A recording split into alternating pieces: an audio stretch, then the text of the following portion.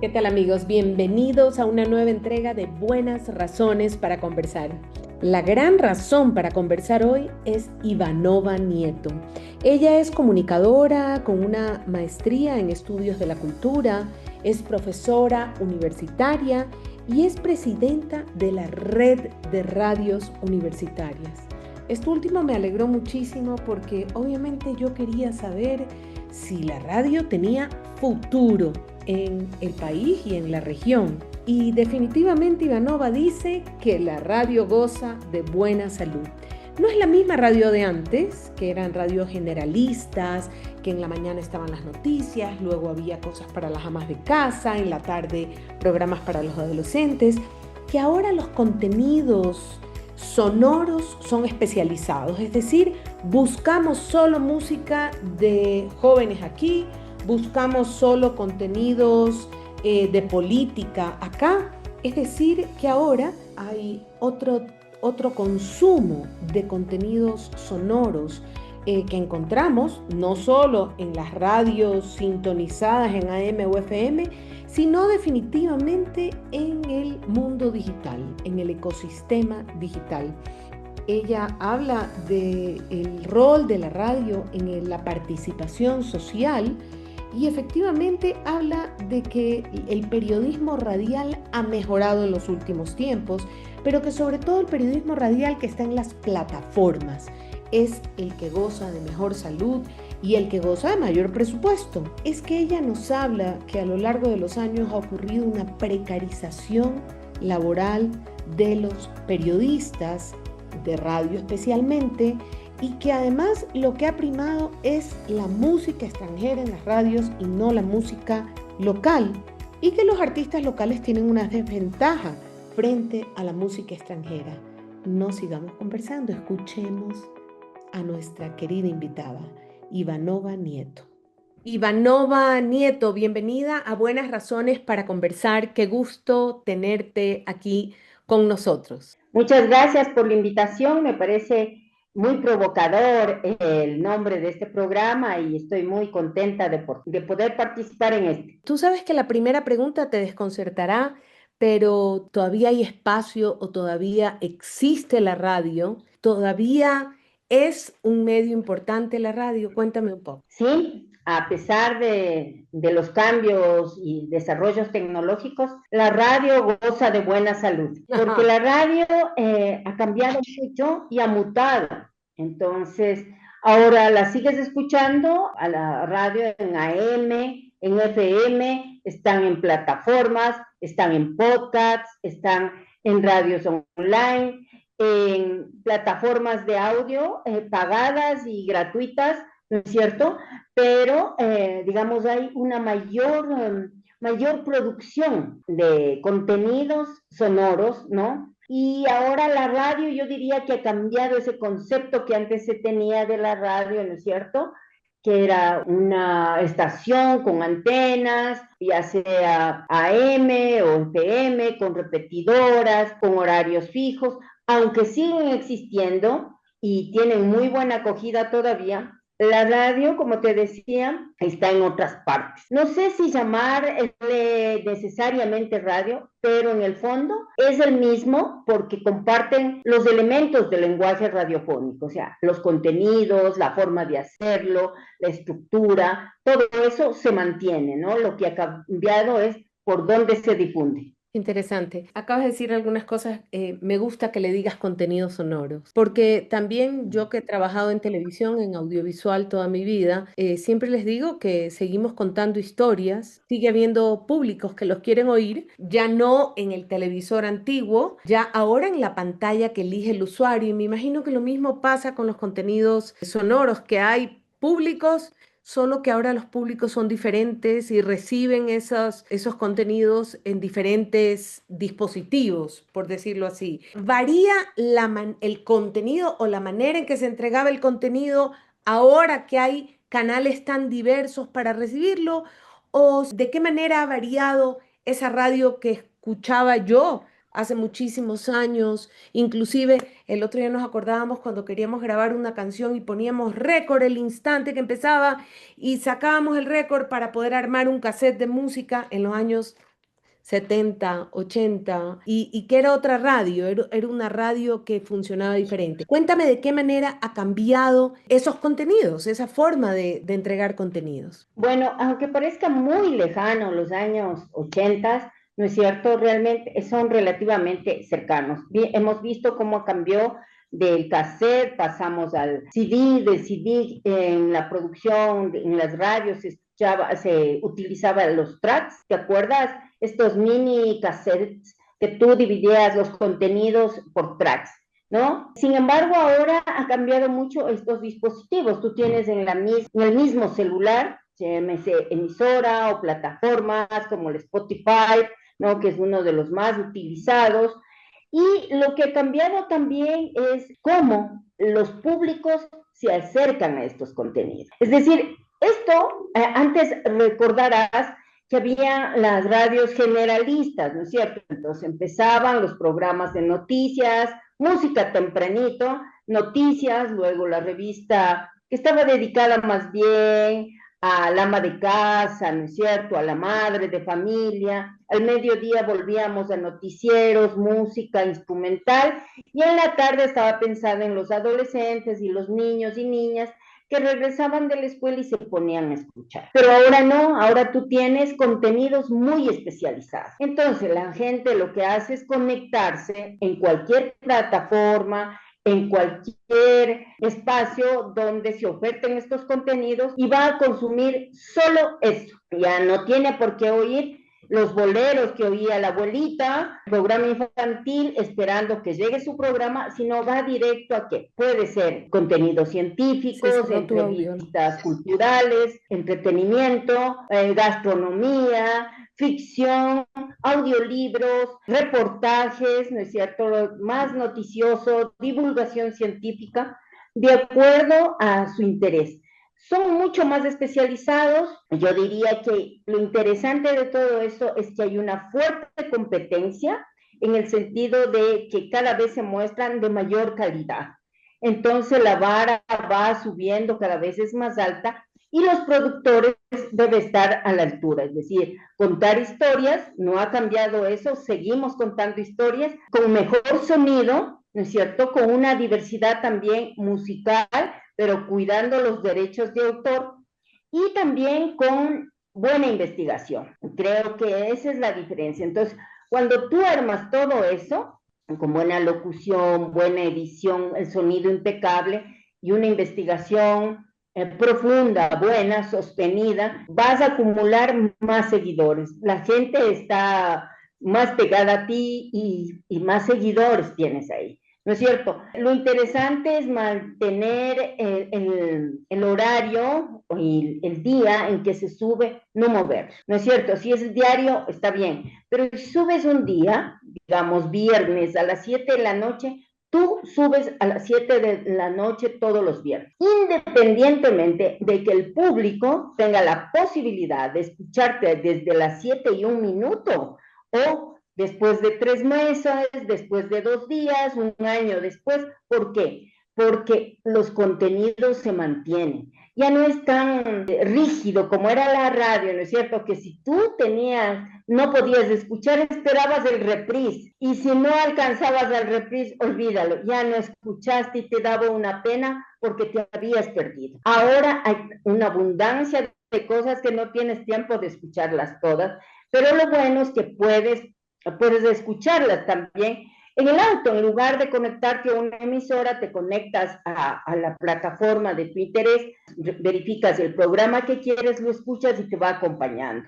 ¿Ya? Cumple la misma función. Recuerda, entretener, acompañar, informar, divertirte, conocer más los mismos valores, los mismos objetivos, pero diversificado y muy, muy especializado. Ahí me surge otra pregunta y respecto a las radios comunitarias, porque un poco me identificaba con lo que tú decías. Yo escucho podcast todas las mañanas de subida al trabajo porque manejo una hora de ida y manejo una hora de bajada.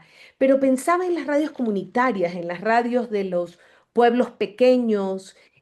Allí es otra la radio, allí todavía prenden la radio y sintonizan 97 punto tanto y se enteran de las noticias del día. Cuéntame un poco. Bueno, en el caso de las radios comunitarias tienes unas radios más fuertes, digamos, con frecuencia, que puede ser en FM o AM, pero también tienes otras radios comunitarias que son más modestas, pero también tienen un sentido local. O sea, no se puede entender lo que pasa en el país para esas comunidades si no se entiende primero lo que pasa en su localidad. Y cumplen esa función de unificar, de un poco mantener informada a la comunidad, de no romper con ese tejido social, de manejar los propios códigos culturales, que eso es súper importante, ¿no? Tienen, inclusive en muchos casos, se utiliza una lengua específica, el quichua, ¿no es cierto?, para entenderse mejor en esa comunidad. Es decir, es la misma gente hablando desde sus propios a otra gente que tiene identidades comunes. Escuchan su propio, escuchar parte de esa programación. Sin embargo, los mismos jóvenes están buscando a través de plataformas, otras opciones para poder comunicarse, ¿no? Yo creo que nos toca de alguna manera absolutamente a todos, pero las radios comunitarias también cumplen una función social importantísima, ¿no?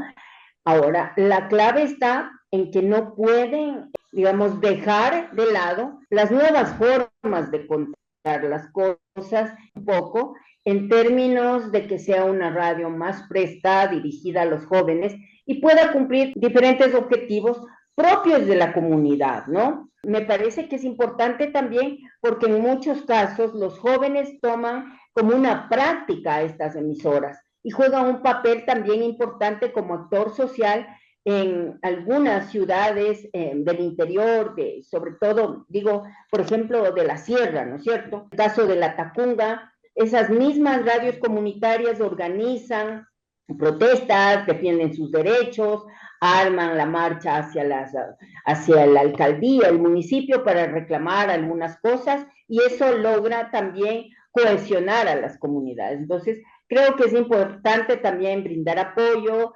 y participación, ¿no? El Estado debe seguir apoyando estas emisoras como parte del apoyo a las comunidades y el derecho a comunicarse también, ¿no? Ahí me surge una pregunta. ¿Qué problemas atraviesa la radio en un país como el Ecuador, por ejemplo? Es decir, ¿qué desafíos enfrenta y de qué manera los dueños de radios, y ya no necesariamente me estoy refiriendo a ciertos contenidos sonoros en plataformas especializadas, sino a los que tienen frecuencias asignadas por parte del Estado? ¿Qué dificultades enfrentan y esos desafíos cómo los van resolviendo? Bueno, yo creo que hay algunos desafíos.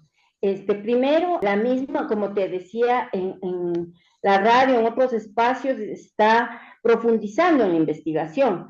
El mejor periodismo básicamente está en plataformas, ¿no? Y hablo no solo del periodismo radial, sino en general. Los que más investigan e invierten y han logrado alianzas son el periodismo de investigación en plataformas. Entonces creo que este tema de financiamiento, de actualización tecnológica, de tener equipos de personas especializados es un reto. ¿Por qué digo esto? Porque en muchos casos ese ahorro que quieren hacer en contratación de equipo, de personal calificado, no se cumple. Se buscan creadores de contenido. Y ser creador de contenido ahora es cualquier persona, pero un comunicador especializado sabe también el uso y el aprovechamiento de los softwares, de las plataformas y hacer investigación y buen periodismo y buena comunicación para otros programas, ¿no? La otra cosa ya ni siquiera es la ley de comunicación ha cambiado muchísimo desde, ya tiene 12 años, ¿no? Casi 12 años, en junio serán 12 años de haberse expedido la ley la primera vez. Ha cambiado tanto que yo no sé ahora en qué estado está, no creo que beneficie ni perjudique mucho, pero creo que la precarización laboral de muchos periodistas en estos grandes medios también es una incidencia fuerte. La otra cosa es que seguimos planteándonos como lo fundamental, la transmisión de música de otros lados que a cuenta de que está de moda. Falta investigar también sobre esto. Cuando tenemos también, debido a varias carreras en el país de ciencias musicales o artes musicales, ¿no es cierto?, que han sacado muy buenos músicos. Entonces, yo te digo, Guayaquil mismo ha demostrado, veía en esta semana que la Orquesta Sinfónica de Guayaquil ha ganado un premio, que tiene grandes presentaciones, la Universidad de las Artes, acá la UDLA, la San Francisco, la misma Universidad Central, tienen muy buena factura los músicos que salen de ahí, pero los medios se cierran a pasar su música, cuando es de eso importante, porque es una forma también de darle identidad a las emisoras y darle un sentido a esa vasta producción de música. Creo que necesitan también un poco abrir ese criterio de cómo modernizar, de cómo también valorar lo que se produce aquí, que puede ser muy útil, y abrir espacios a otros productores independientes que pueden aportar muchísimo con producciones de calidad, ¿no? Creo ¿Y a qué que crees que se debe, y a qué crees que se debe que le den tanto énfasis a la música extranjera de Estados Unidos o de Europa a lo mejor y no a la música de artistas locales? Porque de alguna manera pensaría, y he escuchado, sobre todo en el pueblo indígena, la verdad es que no en todos los casos, que les gusta escuchar nuestra música más bien. Explícame un poco ese comportamiento de las audiencias frente al comportamiento de los medios. bueno, es una disputa de sentidos para los pueblos indígenas y para mucha gente que hace música. ¿Por qué? Porque en Ecuador no hay una industria de la música. Hay muy buenos músicos, como te decía, que han salido de universidades, que han venido estudiando desde afuera y que vienen a componer. No solo son intérpretes o instrumentistas, sino compositores, ¿no? Y de varios géneros. Entonces tienes del jazz, del folk, de música tradicional ecuatoriana, del pop, de música electrónica, en fin, hay un sinnúmero de músicos y de buenas bandas de todos los géneros. Entonces, hay una disputa frente al mercado. Si en Ecuador no hay industria y se siguen, los empresarios siguen viendo la música que traen las industrias culturales, sí es un problema, es una desventaja porque hay una desigualdad. ¿Ya? Y por otro lado, no todas las emisoras comunitarias están pensando en su música, sino entran también en la lógica de poner otra música de afuera para ver si los jóvenes se enganchan como públicos ahí, ¿no? Lo otro se ve más en las ciudades, ¿no? Y en las mismas radios universitarias, donde es industria cultural y no lo que podríamos escuchar. Y no se trata de solo oír música clásica o barroca, sino esa diversidad también de música que se hace aquí, ¿no?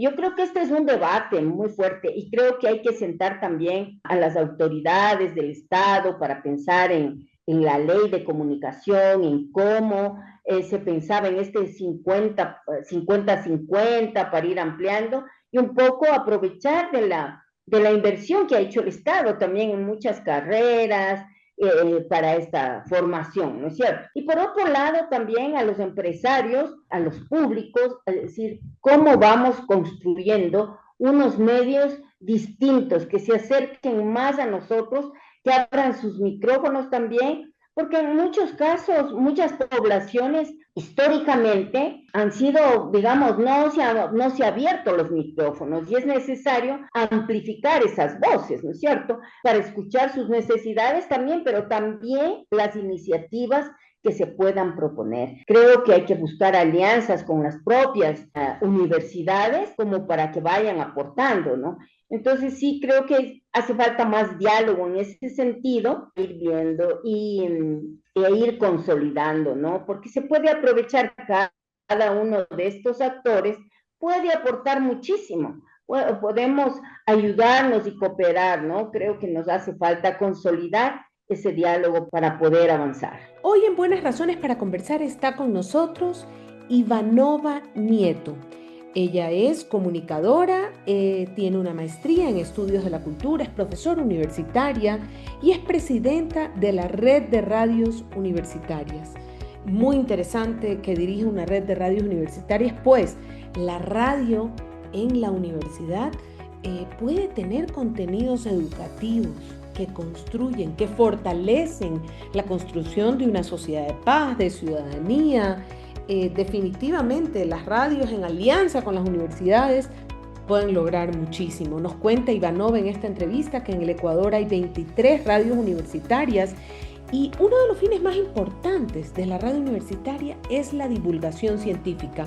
Sabemos que vivimos tiempos de verdades a medias y cuando se hace divulgación científica, la ciencia se aclaran, los descubrimientos de la ciencia, pero sobre todo se aclara aquello que la ciencia tiene que ver con nuestra vida diaria, con lo que cada uno de los ciudadanos vivimos. Así es que sigamos escuchando esta entrevista.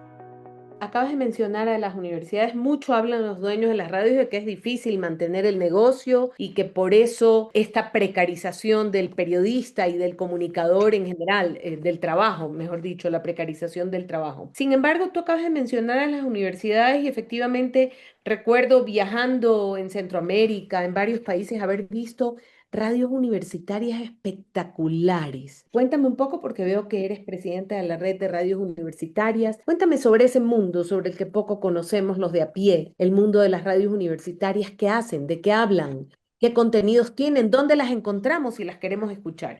Bueno, aquí en Ecuador actualmente la red acoge a 23 radios universitarias. La mayoría de estas emisoras son online, no tienen frecuencia. Primero porque es muy difícil conseguir la frecuencia. ¿Por qué es y tan el difícil? costo es mucho más alto, porque otorga el Estado y el Estado hace una evaluación de otras emisoras que por si no cumplen, incumplen y va otorgando las frecuencias, ¿no es cierto? Perdón que interrumpa. Debería de ser fácil porque el Estado quiere que haya buenas universidades con radios universitarias. Debería de ser fácil, digo. Bueno, sí, debería, sí, pero no todas las universidades tienen el presupuesto tampoco. La otra cosa, uno de los problemas que hay con las radios universitarias, y no solo aquí en el país, sino en varios lados, en mismo México, en Perú, en Argentina, es que hay una creatividad de los estudiantes, pero hay una precariedad en la producción. O sea, no se tienen, dependemos de las universidades que otorguen presupuestos para la emisora. No siempre se tienen unas estructuras técnicas que se vayan mejorando, implementando, que no tengamos que depender de que ya se dañó la consola, cuando haya presupuesto nos den, ¿no es cierto? Es muy difícil trabajar sin presupuesto propio. También no hay un trato justo. Entonces, si es que una autoridad máxima es sensible al tema, se otorga el presupuesto, hay facilidades. Pero si viene luego una autoridad que no le interesa la radio, por ejemplo, otra vez vienen los problemas. Creo que es necesario también que las propias universidades planteemos a las entidades del Estado relacionadas con la radiodifusión que pueda considerarse en la LOES, ¿no es cierto?, en la Ley Orgánica de Educación Superior, la posibilidad de tener emisoras que pueden ser financiadas como parte de los mismos presupuestos de investigación. ¿Por qué razón? Porque los medios son vinculación con la sociedad, por un lado, y deberían ser las que más difunden todas las investigaciones que se van avanzando en cada una de las universidades. Luego tiene cantidad de expertos en diferentes temas, entonces son nuevas voces que aparecen en las emisoras y de las cuales podemos aprender y analizar todos los temas posibles, ¿no?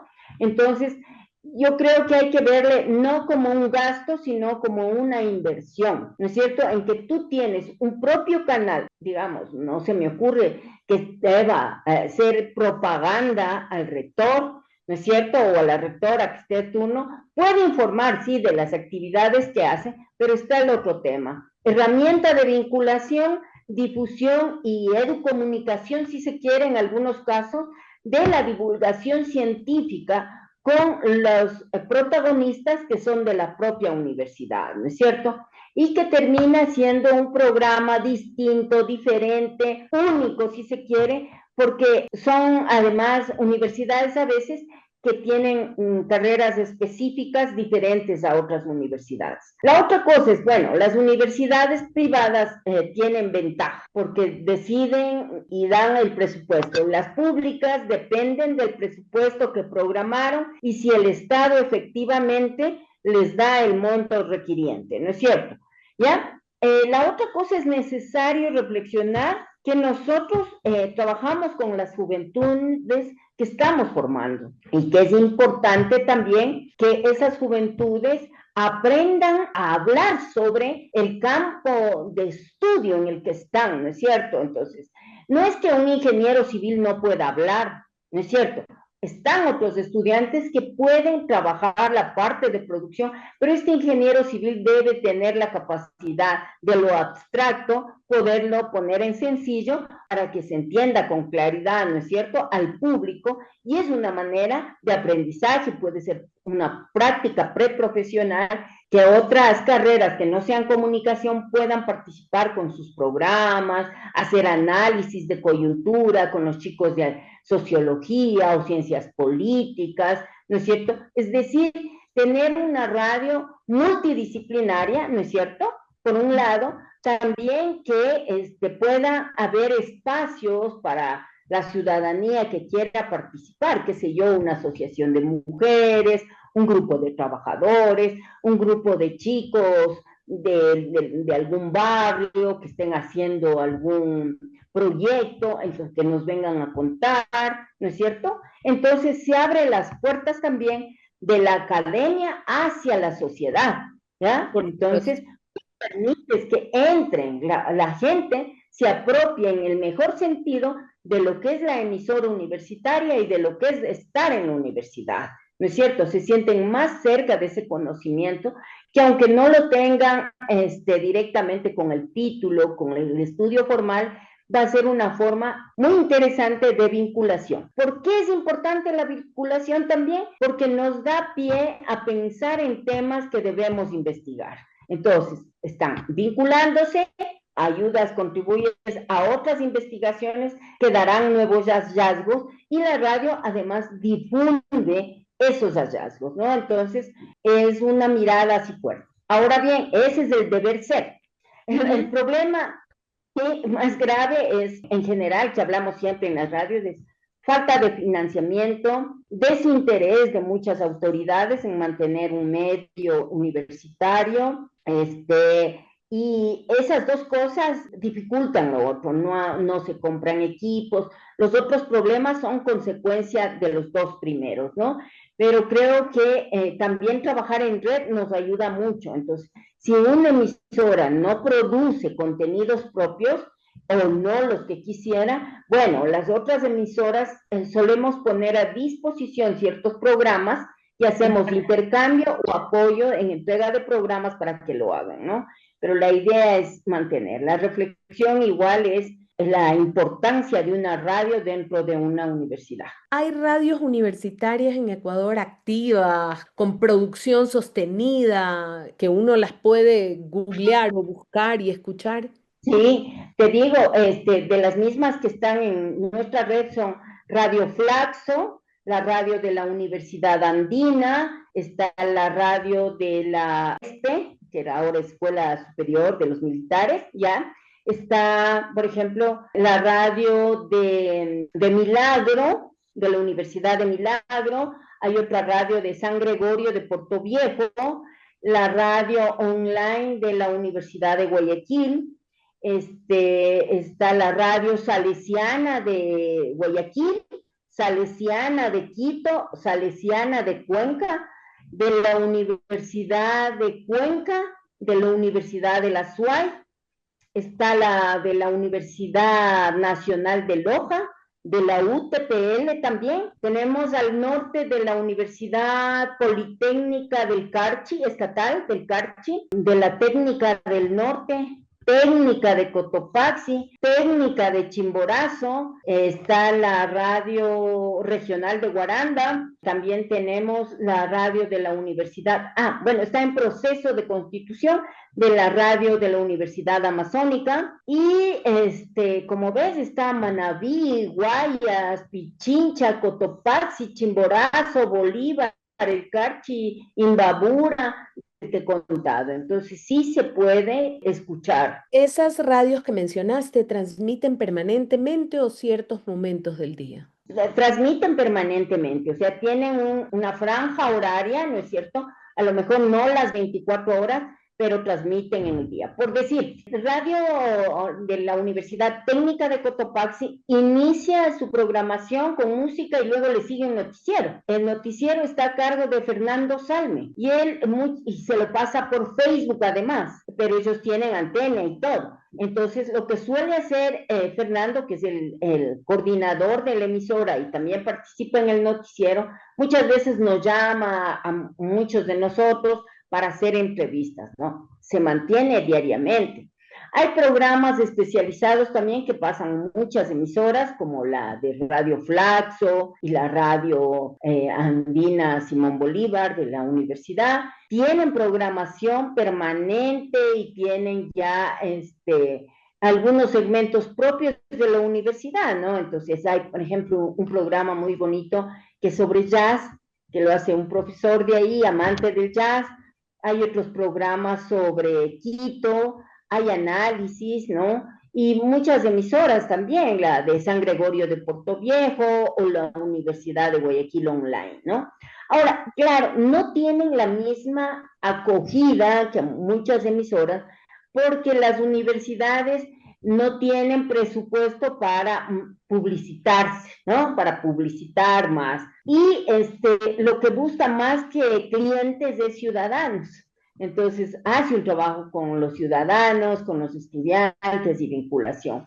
Yo creo que hay más emisoras universitarias, apenas nosotros somos 23, yo me atrevería a decir que hay algunas más, unas pocas más que están por ahí, todavía no han decidido integrar la red. Por ejemplo, la radio de la Universidad Santiago de la Católica de Guayaquil. Católica de Guayaquil. Sí, me parece que cerró por falta de presupuesto.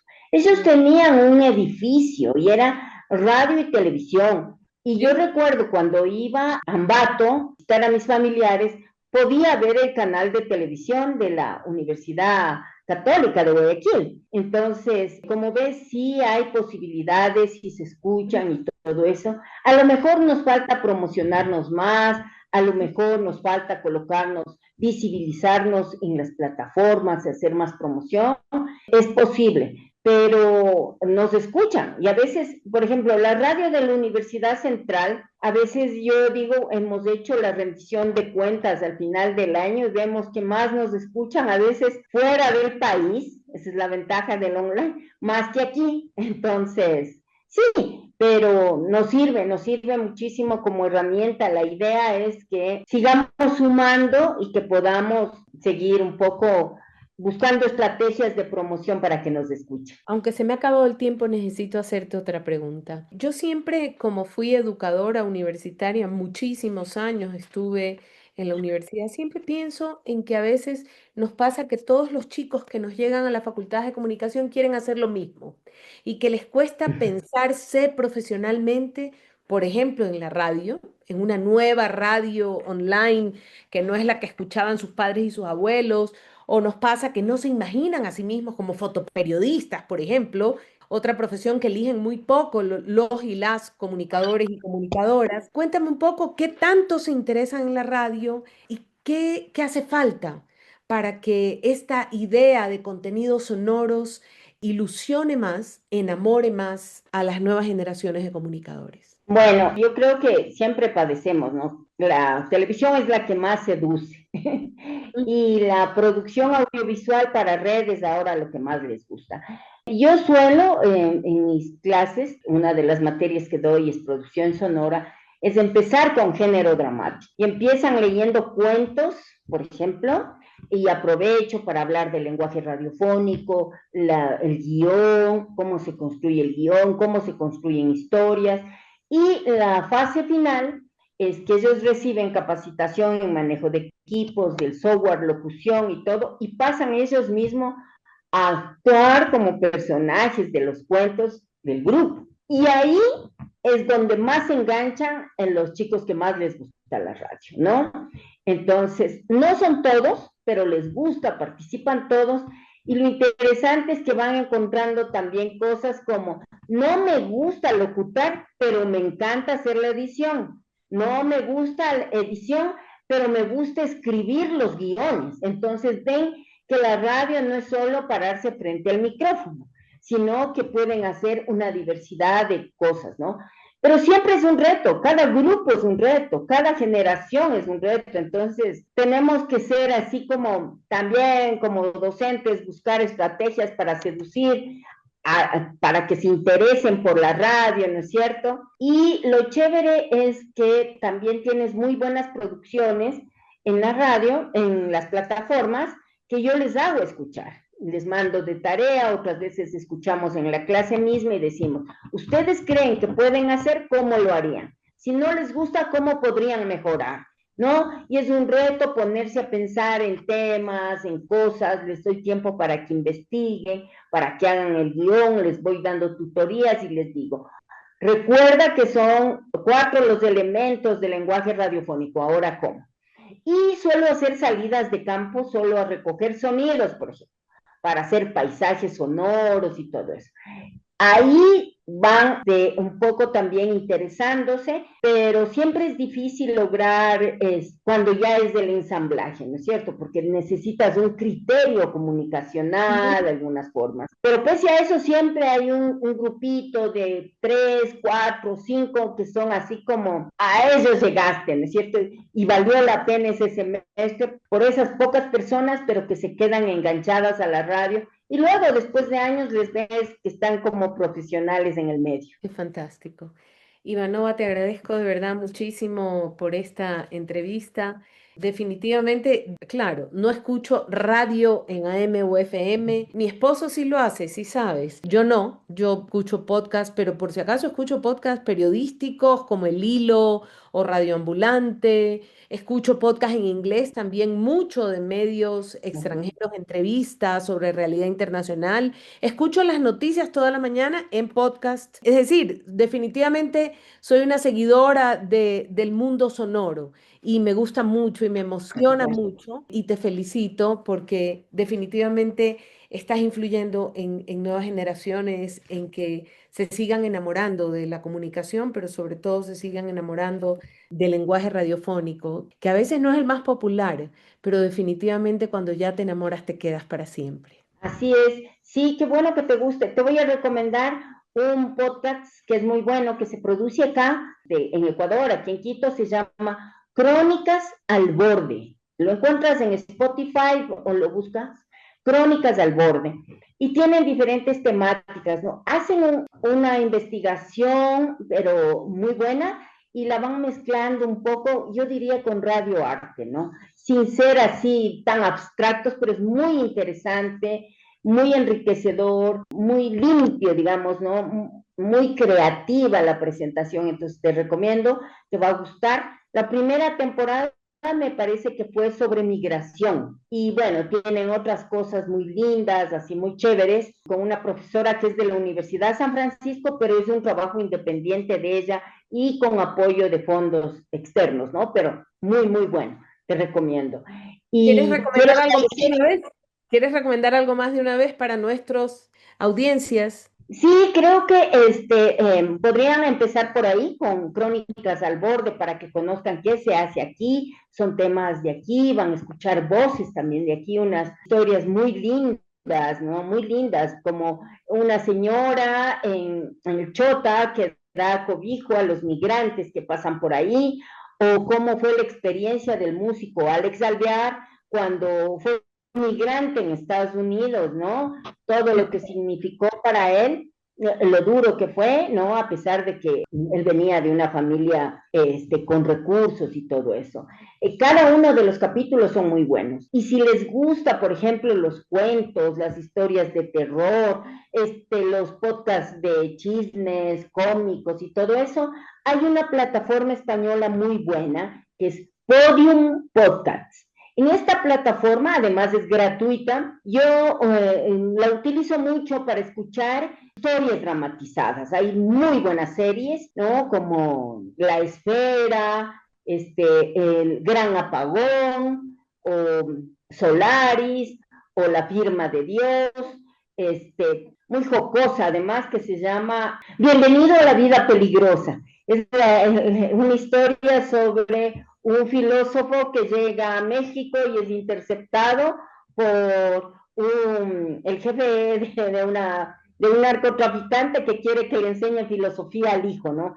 Y es entre el Wow. lenguaje filosófico y lo otro, pero es muy, muy interesante, ¿no? Te ríes mucho, sí tiene sus cosas duras, digamos, pero son muy, muy buenos. Lo interesante de esta plataforma es que todas sus producciones dramatizadas son con voces de actores profesionales, actores de cine inclusive, que uno reconoce sus voces, dice, es el de tal película o de tal serie y están grabando ahí, ¿no? Es muy, muy buena la plataforma y tiene diversidad de producciones a todo gusto, diría yo. Nos has abierto el corazón y los oídos al mundo sonoro. Muchas gracias, Ivanova, por aceptar estar en Buenas Razones para conversar. Y créeme que conversar contigo es una gran razón. Te mando un abrazo muy fuerte y te agradezco.